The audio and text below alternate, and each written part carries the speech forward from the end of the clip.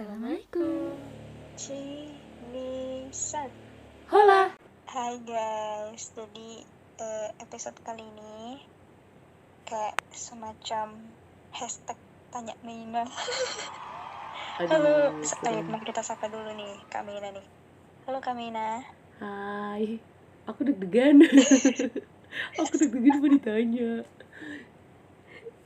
Tumben, biasanya enggak. Gak apa-apa, sekali-sekali deg-degan gitu kan, biar normal. Oh iya benar sih. To the point ya. Jadi gini nih Mina. Di pandanganku nih ya, kamu tuh tipe orang yang percaya diri dan nggak cepet malu gitu. Widih. Gimana tuh caranya untuk aku ya yang bisa dibilang kurang pede?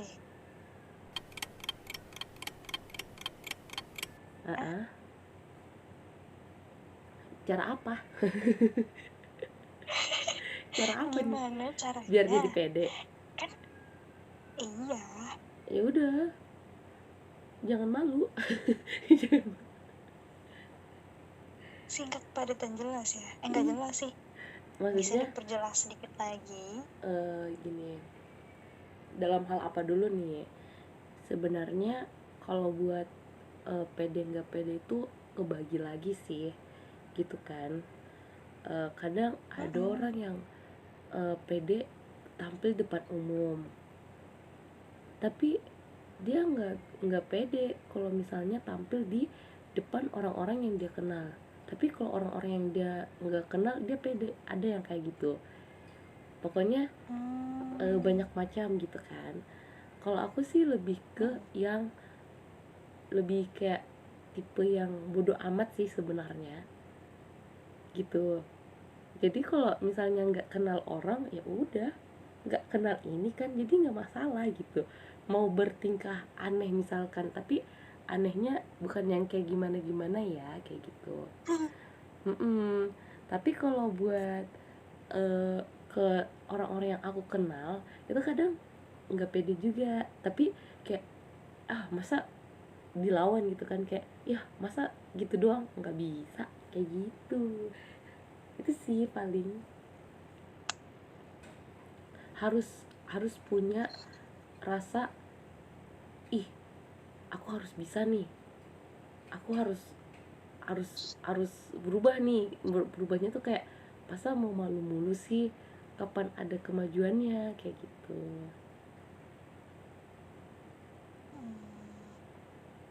Oh iya iya.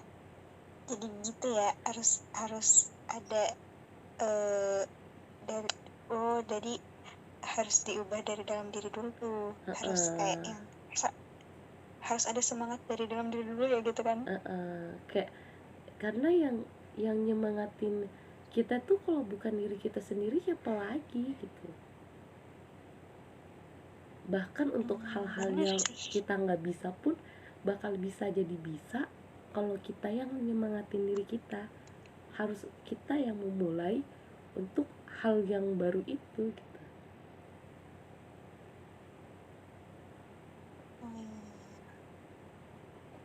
Jadi kayak yang ini ya, lebih ke pokoknya harus gitu, harus dipaksa dulu. Iya, awalnya. Allahumma paksakan, dari Allahumma paksakan menjadi terbiasa. Bener.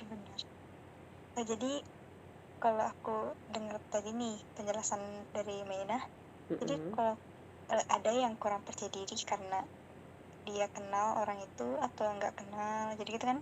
Tapi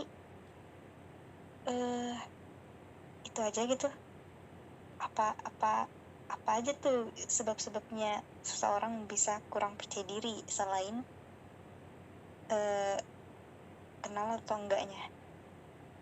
Dia tahu banyak dengar omongan orang sih. Itu terlalu mengikuti standar orang tuh kayak gimana, dan dia harus ngerasa bahwa aku harus menyesuaikan diri aku tuh kayak standar orang ini gitu. padahal sebenarnya nggak mesti gitu. Harus Iya berani sih. tampil apa adanya kita aja gitu. Kalau misalnya orang terima ya bagus, enggak juga ya udah gitu, itu hak mereka, kita juga kan nggak bisa maksa. Kayak gitu sih. Kayak semakin kita nyoba untuk menjadi apa yang orang mau gitu gitu, kadang kita semakin minder, nggak pede ya. Kayak kadang nih, menurut kita warna hitam sama abu itu bagus, tapi orang melihatnya, Iya. kok hidup kamu monoton banget sih, hitam abu doang. Itu kan jadi kayak, kalau kita dengerin katanya pasti kayak akhirnya kita nggak mau pakai abu hitam lagi kan. Kayak aduh nanti dibilangin ini, nanti bilang itu, nggak pede kayak gitu. Akhirnya kita pindah ke warna pink yang membuat kita nggak nyaman sebenarnya, misalkan kayak gitu. Tapi kalau misalnya kita nggak dengerin, kita asik-asik aja, nggak taunya orang itu bisa, ternyata hitam abu bagus juga ya. Akhirnya dia malah kayak niruin kita gitu, kayak gitu. Mm-mm. Oke, oke. Oke, jadi selanjutnya nih. Aku tuh kan kayak gini loh. Aku kan juga sering insecure ya. Kayak hampir tiap malam overthinking loh. Dan aku kayaknya kalau lagi insom, aduh makin lah overthinkingnya. Tapi aku sebenarnya udah berusaha untuk enggak gitu, cuman kayak yang bertahan sehari doang gitu loh. Pernah ngalamin juga serupa enggak? Overthinking pasti ada, tapi tiap orang overthinkingnya berbeda, ya kan? Ada yang overthinkingnya tentang pendidikannya gimana, masa depannya gimana. Kemudian ada juga yang overthinking tentang hubungannya gimana. Tapi lebih ke overthinking itu akhirnya tujuannya adalah ke masa depan kan. Apapun sebabnya, entah itu dari hubungan, keluarga, atau pendidikan, pasti overthinkingnya lebih ke depannya kan. Kayak ya ke depannya gimana, nanti kemana, nanti kayak gitu kan. Sebenarnya kalau dipikir secara baik-baik lagi, itu nggak guna sih overthinking itu. Karena overthinking kita itu secara nggak langsung kayak mendahului takdir yang udah ditentukan gitu. Takdir yang jauh sebelum kita udah ada, udah ditentukan lebih dulu tuh. Kayak overthinking itu kayak membuat kita lupa dengan adanya takdir yang udah ditentuin kita tuh udah kayak gimana gitu. Cuma kita kan manusia yang gak sempurna kan ya, pasti adalah overthinking. Itu gak apa-apa, itu manusiawi. Cuma dari diri kita lagi nih, balik ke diri kita lagi, gimana caranya meminimalisir overthinking itu gitu. Bisa, ada caranya kita harus buat aktivitas yang menyibukkan kita, jadi kita jadi cepat tidur. Iya bener Kan kalau enggak, olahraga deh. Aku sebenarnya kadang overthinking juga, tapi akhirnya aku mutusin buat olahraga. Orang selalu mikir bahwa aku olahraga pengen kurus, pengen diet, body bagus. Enggak, padahal itu biar aku malamnya capek gitu. Kayak biar tidurnya tuh tepar banget, yang kayak aduh udah ngekot begadang tidur kayak gitu. Itu caranya. Banyakin aja aktivitas di pagi hari, mau itu lari-larian dari ujung ke ujung kayak apa, kayak intinya pas malam kita udah drop banget, udah capek banget, udah langsung tidur, nyampe rumah bersih-bersih tidur, udah nggak ada istilah overthinking lagi, itu nggak ada. Iya sih benar. Gitu dan aja harus dan harus enjoy juga kan. Kayak santai aja gitu. Iya, walaupun emang udah banyak masalah nih, udah enek banget nih istilahnya sama kehidupan, udah gituin aja gitu. Oke, jadi gini Mena. Gini ya. Deg-degan nih, apalagi nih, ada apa nih? Kalau ngomong tentang problem, kan banyak tuh tiap hari ujian, masalah datang mulu. Banyak banget. Tapi itu buat nguatin kita kan. Ya aku pengen buat nguatin aja gitu masalah itu. Nah aku pengen tanya nih, masalah terbesar kamu itu apa? Tapi ya nggak bisa juga karena kan pasti banyak banget. Terus kamu bingung lagi atau mungkin privasi, jadi aku ganti deh. Yang aku pengen tanya nih, berdasarkan pengalaman kamu, masalah itu selain untuk nguatin, untuk apa lagi sih? Masalah nguatin, Iya. jadi pembelajaran, motivasi buat orang. Itu sih kayaknya motivasi buat orang. Kadang aku nge-share, bukan nge-share masalah aku sih, tapi nge-share bahwa aku pernah ada di posisi begini dan aku masih bisa bertahan kok sampai kayak gini gitu. Tapi itu nggak bisa langsung ngomong ke orang. Misalnya ada yang pernah ngalamin terus kayak lah masa lalu kayak gitu doang, lah gue pernah juga. Enggak, kita nggak boleh pakai cara kayak gitu. Nggak boleh langsung ngejudge kayak gitu, nggak boleh. Tapi kita perhalus yang kayak tenang aja, aku udah pernah lewatin kok itu dan akhirnya aku baik-baik aja sampai detik ini kayak gitu.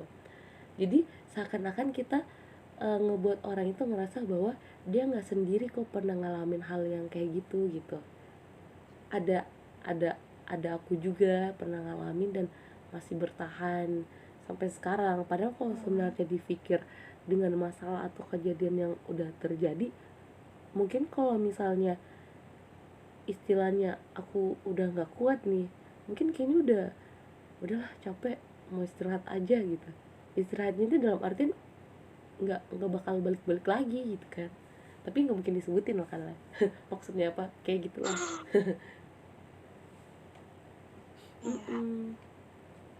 Oh jadi gitu aja. Iya. Oke. Tapi aku mau nanya lagi nih, kembali ke awal kan. Di awal kita bicarakan tentang percaya diri. Sekarang pengen tanya lagi.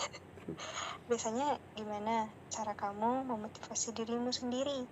Ataukah apa kamu harus butuh seseorang khusus buat itu selain dirimu sendiri gitu?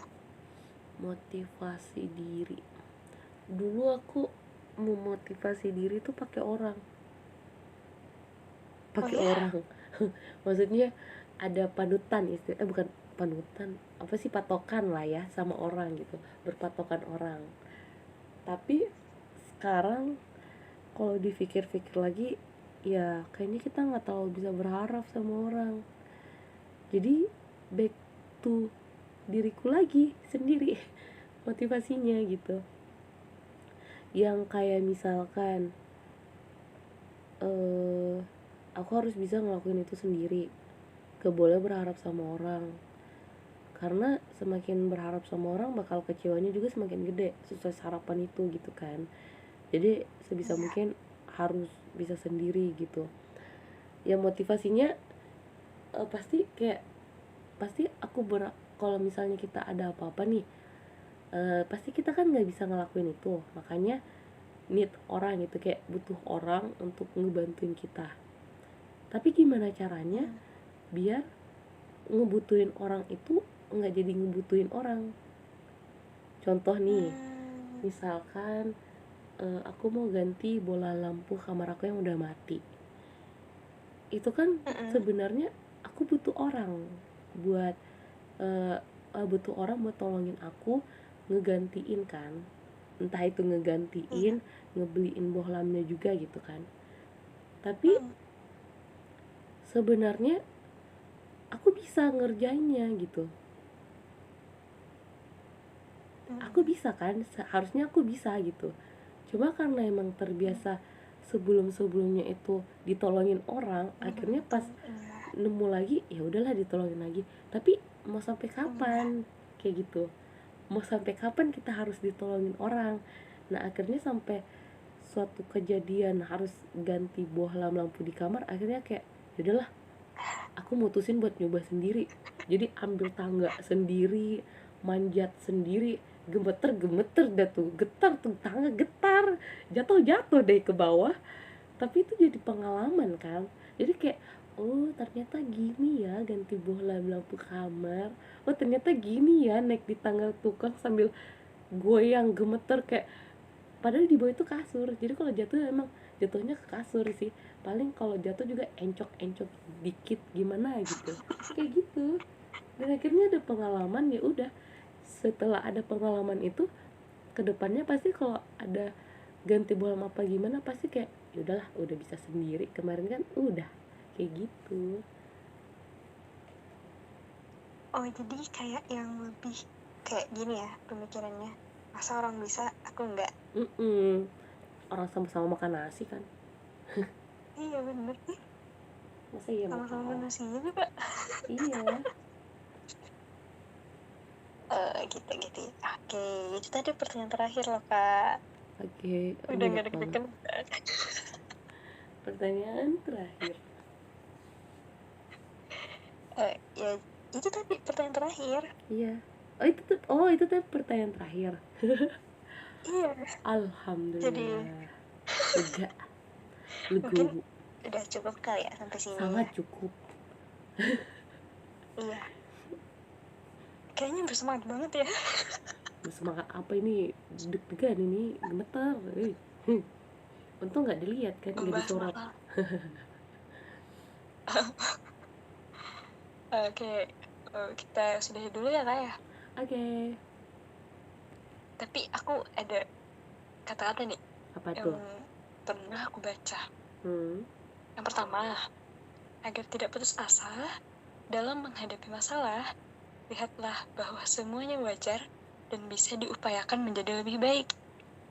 Dan yang kedua, tetap tegar dan tenang menghadapi masalah dengan suatu solusi, walau banyak desakan yang datang. Oke, itu aja mungkin video dari kami untuk episode kali ini. Thank you for watching. Bye-bye guys. Thank you. Bye.